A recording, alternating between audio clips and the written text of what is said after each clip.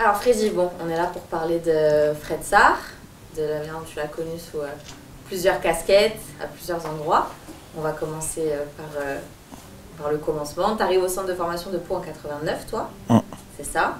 Oui. Tu commences à intégrer l'effectif pro la saison suivante doucement, c'est ça, en participant à des entraînements? Exactement. Et celle d'après, il y a un certain Fred Sarr qui arrive en tant qu'assistant coach. Tout à fait. Raconte-nous un petit peu. Alors, lui est arrivé de l'époque Pau, directement. Donc, je pense qu'il n'a pas fait... je ne sais pas s'il a fait la fin de la moutette. Il faudrait que je lui pose la question d'ailleurs. Je ne sais plus si c'est la fin de la moutette et le début de Pau, ou on était déjà installé à Pau. En tout cas, il arrive à la saison 2 de Michel Gomez, puisqu'il travaillait déjà avec lui à Limoges. Et donc, on a vu le fidèle de Michel Gomez arriver, Frédéric Sarr. Et ça a été déjà une belle rencontre. Je pense que par ici, tout le monde connaît Fred Sarr. Je pense qu'il n'a pas changé d'un chouillat, comme on dirait chez nous dans le sud-ouest, qui n'a pas changé du tout jusqu'à aujourd'hui. C'était quelqu'un à qui on pouvait avoir entièrement confiance, puisqu'il est arrivé en tant qu'assistant. C'était une époque particulière pour ceux qui vivent aujourd'hui. Le basket en 90 n'était pas du tout le même, surtout pour les assistants, puisque les montages vidéo étaient faits sur des cassettes VHS qu'il fallait découper, où il fallait deux magnétoscopes, ça s'appelait comme ça à l'époque. et en fait, c'était des heures de travail que nous, joueurs, on ne pouvait pas imaginer, et qu'en fait, on comprend après. Et Fred, le travail était fait parfaitement bien, et on pouvait l'appeler à n'importe quel moment de la journée. Il quittait toujours son travail pour venir nous entraîner sur le terrain. Et c'était quelque chose d'assez rassurant quand nous on était joueurs, parce qu'on pouvait lui poser n'importe quelle question. De toute façon, vu qu'il faisait tout, il avait la réponse. Et en plus, on pouvait l'appeler à n'importe quel moment, puisqu'il était dédié au club et aux joueurs, et il venait pour nous entraîner, quoi. Donc pour moi, c'est quelqu'un qui m'a beaucoup marqué en tant que déjà qu'assistant au début.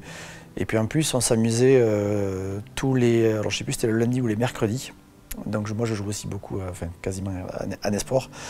On faisait un match tous les lundis soirs ou les mercredis soirs contre le staff pro de Lambernet, dont Michel Gomez, Frédéric Sarr avec sa fameuse genouillère, Claude Bergeau, et qui a renforcé avec les deux plus grands intérieurs de notre équipe, quoi. Donc j'ai été entré vers lui, mais j'ai aussi joué contre lui.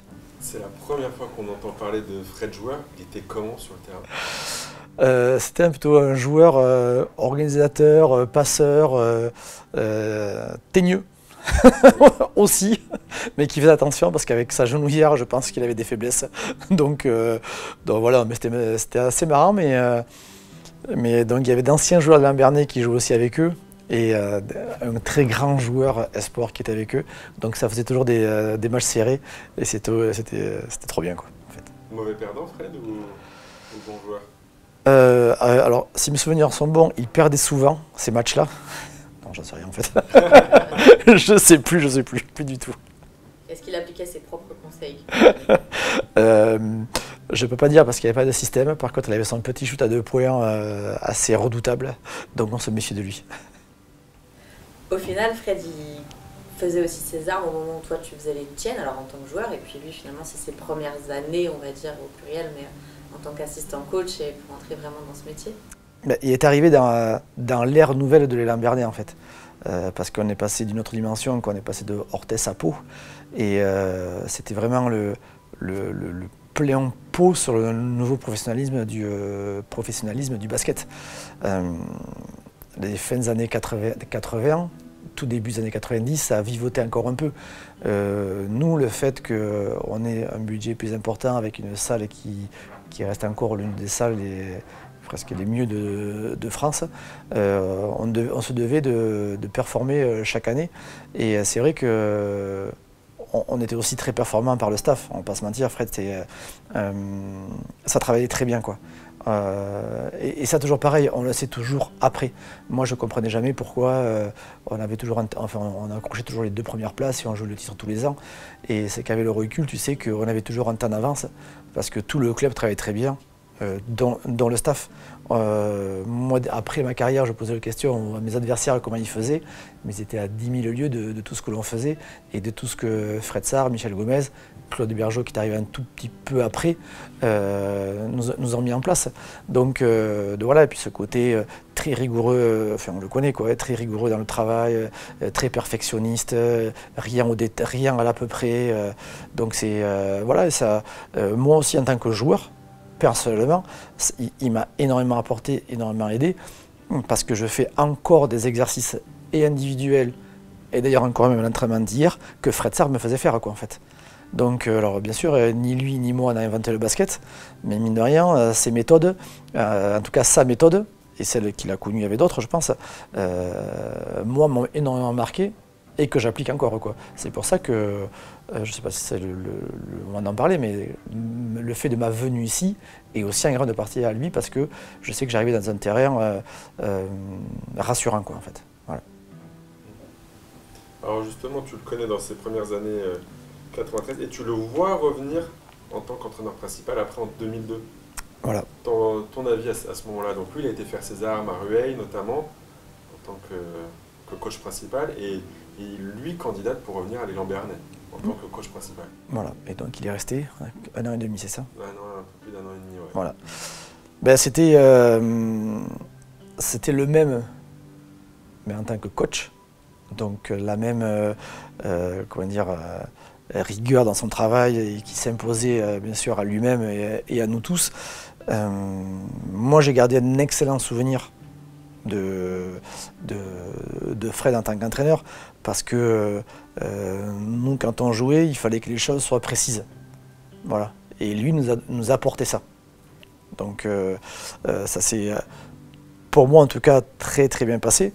Malheureusement ça s'est mal terminé, et moi je peux le dire, ça a été une erreur de se séparer de Fred. On a quand même été champion, mais de toute façon on l'aurait été quand même avec lui, parce que tout était mis en place, et je pense que l'élan Béarnais, à partir de ce moment-là, a perdu beaucoup. Voilà, ça tout le monde le sait que je le pense, donc je peux le dire quoi. Mais voilà, mais c'était quelqu'un. Si on peut lui faire un reproche, mais il le sait, c'est qu'il n'a jamais aimé se mettre en avant, et jamais presque dire mon travail il est bon et on fait comme ça quoi en fait. Mais ça c'est ce qui fait aussi le charme de Fred Sarr quoi. C'est que il faudrait presque le pousser pour lui dire que ça a été le meilleur, et qu'aujourd'hui dans son métier, dans celui qu'il fait aujourd'hui, c'est sûrement le meilleur. Mais ça, dans le monde qui aurait dû être le sien pendant encore très longtemps d'entraîneur, c'est peut-être ce qu'il a desservi quoi, son humilité, son trop plein d'humilité quoi. Alors justement, parce que cette première saison 2002-2003, c'est un triplé, un effectif extraordinaire. Il y a Boris Dio, les frères Pietrus, la draft des 2 jeunes. Comment il faisait pour emmener autant de joueurs dans un objectif commun? Comment il était Fred dans ces moments-là? De par mes souvenirs, c'était quelque chose que l'entraîneur ne s'occupait pas forcément de comment les joueurs se géraient à l'interne en fait. Voilà. On avait des cadres à l'élan Béarnais qui s'occupaient de tout ce qui se gestionne du vestiaire, beaucoup, de l'après-match, si on peut dire quoi. Donc les entraîneurs à l'élan Béarnais, souvent, il fallait qu'ils nous apportent de quoi manger, entre guillemets, quand on jouait. Voilà. Donc c'était... si lui performait dans ce qu'il nous proposait en fait, si c'était presque quasi parfait comme il nous le faisait, tout le monde retrouvait son compte. Voilà, parce qu'on avait un jeu où tout le monde pouvait s'exprimer, où tout le monde touchait le ballon, où tout le monde pouvait marquer des paniers à un moment donné. Enfin, le jeu était riche, et tout le monde à un moment donné s'y retrouvait, et c'est pour ça qu'il est arrivé, tout simplement. S'il n'a pas continué, c'est parce que c'est toujours des problèmes de gestion presque qu'on lui a reproché, qui était pas là, quoi. Enfin, qui était naturel chez nous, quoi. Parce qu'il y a toujours plus ou moins des tensions dans nos équipes. Mais il avait cette capacité donc à tellement travailler, et tout le monde tellement nous proposait des choses, que nous, si tu veux, on était servis. Il ne nous fallait pas autre chose, quoi, en fait. Donc, et en plus, sur cette période-là, chose qu'il ne faisait pas quand il était assistant, il nous demandait en plus notre avis sur le jeu. Je pense, chose que des fois, ça devait lui coûter de faire, quoi. Mais donc, voilà, il était bon. Voilà, mais je pense qu'il n'avait pas su... il a été trop humble, je pense, par rapport à ce qu'il faisait, quoi. Et derrière lui, donc, il a continué sa carrière, il a enchaîné par Bourg. Est-ce que toi, tu continues un petit peu de regarder? Est-ce que tu as suivi un petit peu... T'as des souvenirs un petit peu de l'après, ta première venue à Bourg ici ou pas? Après? Non, j'ai pas vous mentir parce que tout le monde connaît mon attachement au club dans lequel je jouais. Non, mais rafraîchir la mémoire. Ah, mais rafraîchis-moi la mémoire parce que... Ça fait la une de l'équipe. Je te laisse feuilleter. Alors, voyons. Ça, c'est très intéressant parce que nous, à Pau, on n'a jamais eu de une avec Bourg quand on vous battait. Donc, et c'est ça qui est terrible, c'est que vous n'êtes même pas en photo, quoi. Non, c'est pas en photo. Ça, c'est dommage, quoi. Le premier match de... Donc, félicitations, en tout cas, parce que j'ai l'impression que ça a fait beaucoup de bien à beaucoup de monde ici, quoi. Mais c'est vrai que c'était pas la meilleure période de l'élan Bernay, ça, c'est une évidence, quoi. Ça a commencé à chuter, quoi. On trouvait ça plutôt drôle, finalement, la première fois que Fred affronte Pau, battre Pau, c'est toi en une, Freddy. Comme quoi, le destin devait se recroiser encore, quoi. C'est un beau clin d'œil, en tout cas. Tout était écrit. Mais non, donc, mis à part ça, c'est vrai que j'ai pas trop suivi l'après. La seule chose que je suivais de Fred, c'était toujours quels étaient les joueurs qu'il recrutait. Voilà. Et à chaque fois qu'il prenait des joueurs, rien ne m'étonnait dans ce qu'il faisait venir. C'était des gens très disciplinés, qui respectaient les choses, le jeu qu'il proposait. Et en fait, ouais, il est toujours resté là-dedans. Mais à vrai dire, tu vois, j'ai pas trop suivi parce que j'étais un peu fermé sur mon équipe et j'aurais rien d'autre autour. Quoi. Souvent des meneurs français, un petit peu dans ton profil aussi derrière. Tout à fait, exactement. Qui est un très bon ami à moi, quoi, et qui était le joueur parfait pour Frédéric Sarre, quoi. Et vous vous retrouvez 20 ans plus tard ici, tu as commencé un petit peu d'en parler. Tu peux nous en parler un petit peu de ta venue ici, du rôle qu'a pu jouer Fred aussi? Mais alors, le rôle qu'il a joué, c'était, comme je l'ai dit un peu tout à l'heure, c'était quelque chose de rassurant pour moi, de savoir qu'il y avait Fred Sarre et tout ce que le club mettait en place. Voilà. Comme je t'ai dit, moi de l'extérieur, je ne m'intéresse pas forcément aux autres clubs, je m'intéresse vraiment au club dans lequel je suis.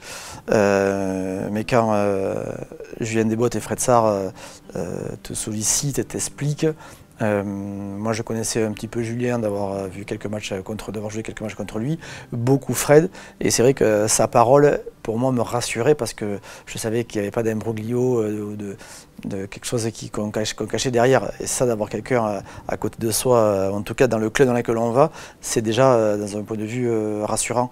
Donc pour moi il a joué un rôle presque déterminant quelque part, quoi. Même s'il n'y avait pas 1000 clubs qui me sollicitaient, le fait qu'il soit là, c'était comme si c'était clair, quoi. Il fallait que j'y aille, il fallait que je vienne, quoi. Tu as découvert un Fred nouveau en tant que directeur sportif. Qu'est-ce que tu as retrouvé chez lui, de son âme de coach, de sa personnalité? Comment il s'est approprié ce rôle? Qu'est-ce que tu...